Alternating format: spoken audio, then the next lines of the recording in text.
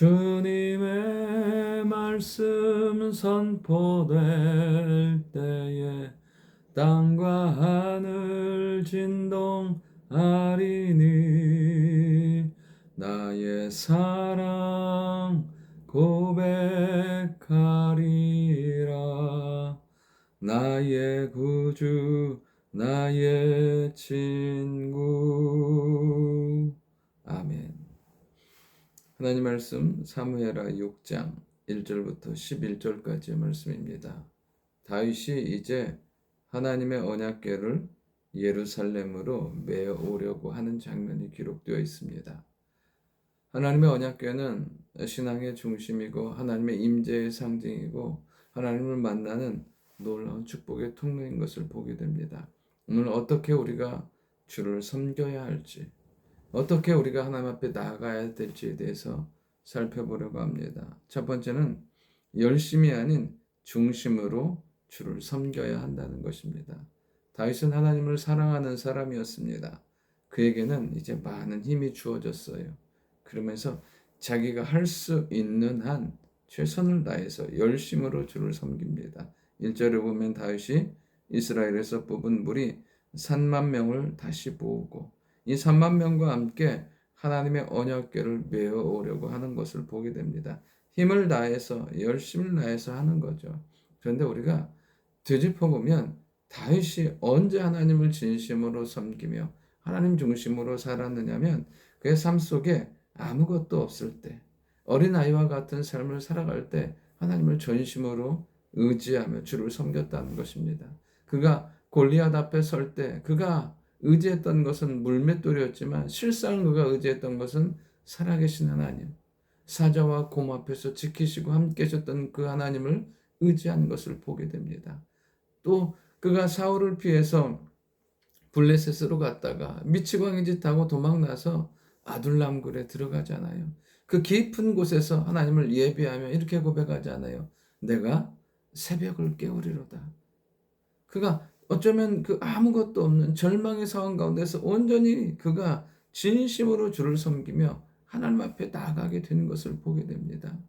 우리가 오늘도 해야 될 것은 무엇이냐면 우리가 가지고 있는 것 아니면 다윗처럼 그 주어진 것으로 주를 섬기는 것이 아니라 항상 이런 중심으로 주를 섬기고 하나님을 예배하는 삶이 될 수 있기를 원합니다. 하나님은 그 예배를 기뻐 받으세요.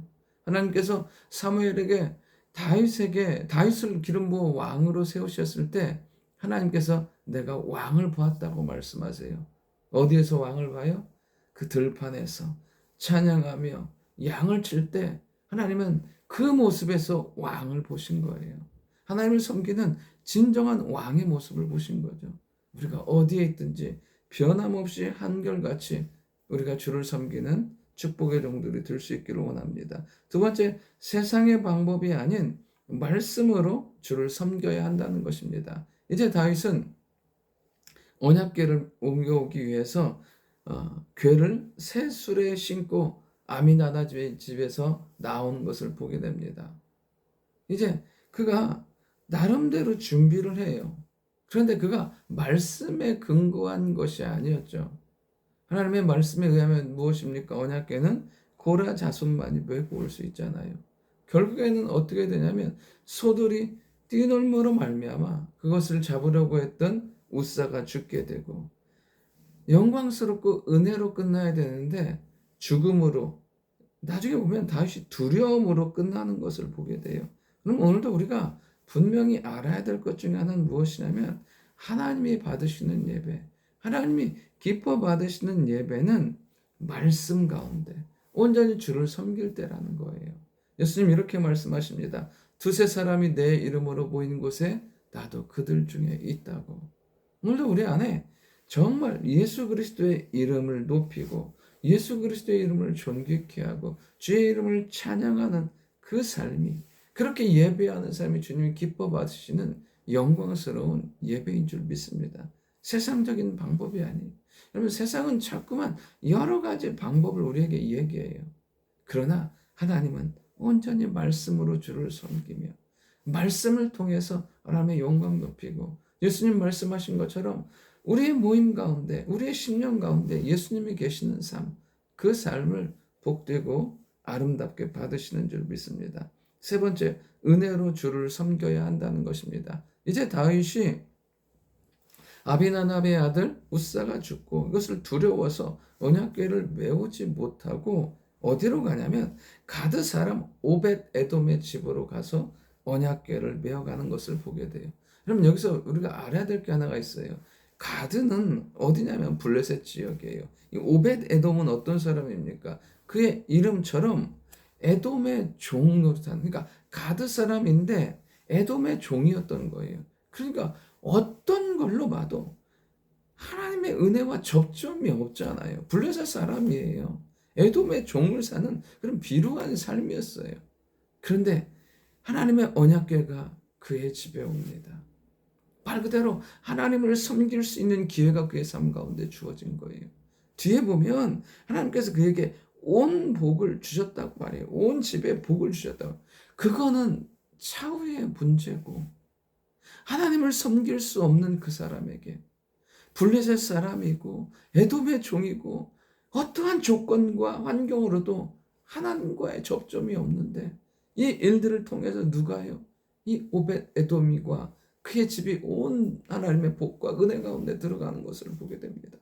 여러분, 우리 안에 소망이 없어 보이고 절망과 같은 상황이라 할지라도 하나님은 우리 가운데 임하셔서 우리의 삶을 복된 삶, 은혜의 삶으로 만들어 주신다는 사실이에요. 오늘도 우리 안에 주의 충만한 역사와 은혜와 영광 임하게 될 줄 믿습니다. 생각하지 못하고 계산하지 못하고 알지 못했던 주의 아름다운 도움의 역사, 응답의 역사가 임하게 될 줄 믿습니다.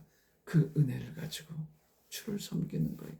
자격이나 조건이 되지 않지만 너무나 부족한데 우리를 택해 주시고 우리를 사랑해 주시고 구원해 주신 그 주를 주신 크신 은혜를 가지고 그 은혜의 감격을 가지고 온전히 주를 섬길 때 주님은 우리의 왕이 되시고 우리의 경배와 찬양을 받기에 합당하신 주님께서 우리 가운데 함께해 주실 줄 믿습니다.